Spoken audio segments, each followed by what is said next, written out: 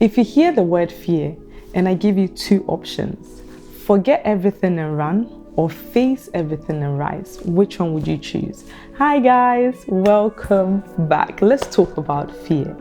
So fear prevents fruitfulness. Fear cripples you. The fear of what people think of you can cripple you.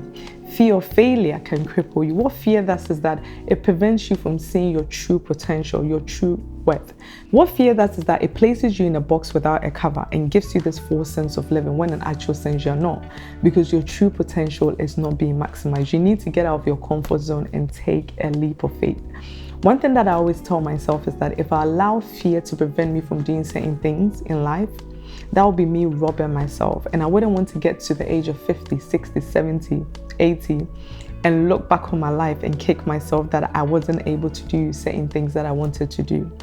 So in order to overcome fear, which is something I do on a daily basis, I ask myself two questions. The first is, what is fear? And the second is, what am I afraid of? So to the question of what is fear, fear is your anxious mind protecting you from the unknown, which in turn prevents you from taking action and of course causes stagnancy. Most of the time, the fear that we face is in our heads. It's a lot of overthinking, overanalyzing, and some of these fears never actualize themselves. So it will be good to move from your headspace into the physical and live life freely. Now to the question of what am I afraid of? And these are questions that I ask myself on a daily basis. So I'm going to read some of them to you. And the first one is that I'm not good enough. And then I throw the question back to myself and I ask myself, by whose standards?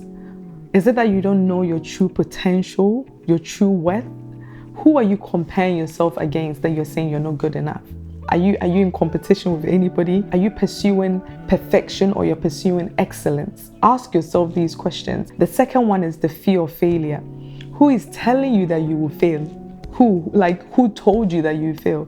Is it that your bar is too high and perhaps you're being unrealistic? Perhaps look at bringing your bar down if it's something that you've never done before. And then as you work along, you lift the bar. So who is telling you that you will fail? The third one is that I'm a failure. No, you're not a failure. It's only that your idea did not go as planned. And sometimes failure is redirection.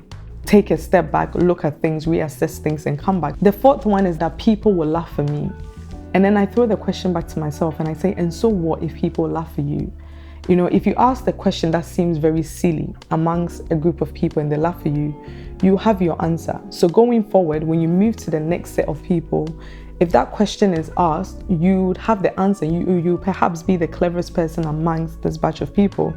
And so what if people laugh at you? They can only laugh at you to a certain degree or to a certain point and they'll stop. So let me use a practical example, and this is me starting YouTube.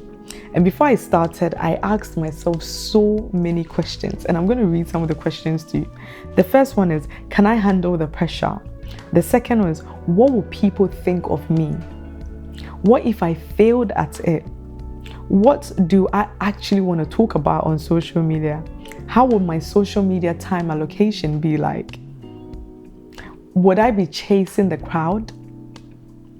And as I was answering these questions, I noticed that all my answers were negative. And I was asking myself, but why are your answers negative though? And it was simple, because I was allowing fear lead. And that's what fear does. It presents everything as an opportunity to run instead of an opportunity to rise. Because fear doesn't want you to do it in the first place. So it gives negative answers or negative views to everything, and that will comfort you as to why you shouldn't do it. What are some of the side effects of fear? And when I assess this, I noticed that I feel tense. There is no sense of freeness. There is a lot of tension. When it comes to my mind, there's a lot of conversations that I'm having with myself, mental overload, a lot of overthinking, a lot of overanalyzing. I don't practice mindfulness in that state of fear. When it comes to social well-being as well, I notice that I'm not making the necessary networks that I need to make. You build walls around you that are not necessary. So now, how do you overcome fear, or how do I overcome fear? And one thing I do is I pray about it. One of the reasons why we fear is because we think everything is by our own strength. I'm going to start this business. I'm going to do this thing. I'm going to do that thing. But sometimes when we look at our own strength and we see how weak we are, we become scared. But if we live with the mindset that there is a greater force, there's a greater power above us, who is God, who is able to do all things for us, who has said to us that cast all your cares upon me, for I care, or cast all your burdens upon me, for I care, then we will not be afraid, because we know that it's not by my strength, it's not by my will, neither is it by my power. There is someone who is saying that bring it to me and I'll do it for you, so why shouldn't I take it to him? It takes the weight off your shoulder and makes you more comfortable. And now the question is, how do you pray effectively? You are able to pray effectively by knowing godly principles, what the Bible is saying about you concerning the situation, because it is that same Bible that you know that you would quote it back to God. And when we pray as well, we should see prayer as a conversation with our Father. It shouldn't be rigid, it shouldn't be over the top, like just relax through the prayer, because sometimes the reasons why we don't also pray is because we overanalyze the prayer in our head. But if you see it as you talking to your Father, because you already have a relationship with him, it becomes very easy for you, because then you are able to, freely pray to him and truly pray to him from your heart. So if you look at the story of Moses in the Bible, where God called him to lead the people out of captivity, he let fear lead him by his responses that he gave to God, telling God that no, God, use someone else, because first and foremost, I'm tongue-tied and I'm a stammerer, I'm slow in speech. And God said to him, no, overcome this fear, because what I have equipped you to do this job. The second thing that I do is journaling, truly writing your thoughts in a book as though you're talking to someone, because they say a problem shared is a problem half solved. So see it as if you offload your mind, offload what is in your head onto a book, it gives your mind, it frees up your mind. And it doesn't have to be complicated. It can be something as simple as, how you woke up the day, what triggered it or what made you afraid, how you dealt with it, and what you're going to do going forward. Let me give you a practical example. And this is something simple as, you go to work. I go to work. I'm in a meeting with, heads of department. I ask the question. They all look at me funny. They laugh and they make me feel silly for asking that question. So I spend the remainder of the meeting over analyzing, kicking myself and beating myself for this silly question. Guys, just interject here to explain my point further. Considering it took a lot of courage to ask my question in the first place, their response to my question was not right. It can shut me up and further heighten my fear of public speaking.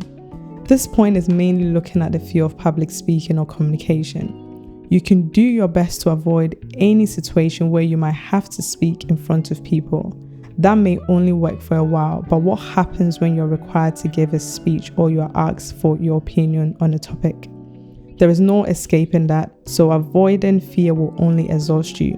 You will live in constant worry, thinking of ways you can avoid situations. The other option I would say is to deal with it and set yourself free. So in this case, be bold and ask your questions and stop thinking of what people will say. There is no such thing as a silly question. If you do not ask, you will never learn. Always remember that. One of the positive things about journaling is that it helps you to build self-confidence, especially when you read back on some of your past entries and you notice that you've grown over time, because some of the fears that you had then are no longer fears now. And that way, it also helps you to practice gratitude, that you are thankful on a daily basis, that you are working on yourself. The third point that I'll make is do more of what makes you happy, because that is when you are your most comfortable self. And when you're in your comfort zone, your confidence is high. There's a lot of positive vibes, positive energy that oozes out and helps you throughout your whole day. So find things that make you happy, make you very comfortable, and do more of it. Mine is nature. I love the outdoor. It helps me to gather my thought back. So that's why I'm saying that if you can't do these things because of your time, then picture a happy place so that that positive energy would flow through you. The fourth point I'll say is support system. That is whether it be in friendship circles or through your family. Find people who can help you through this process. It is better to have one sincere person with you than numerous of people. And it doesn't necessarily have to be you offloading, your issues to them. It can just be them understanding you, where if, for example, you're in a state and you pick up the phone and you say, sis, today I woke up in a very, weird state and I just didn't know who to call. You were the only person that came to mind. It can just be a simple thing as, oh, come home and let's talk. And you will get home and you might not even have that conversation. It just takes a pizza over a movie. You guys laugh together and that's it. You're fine. So find people that can help you through whatever you're going through, because it really helps. So in conclusion, I'll say that the truth of the matter is that fear never stops, because I believe it's an emotion that every human being should feel, but not to a point where it overshadows you. So the truth of the matter is that fear never stops.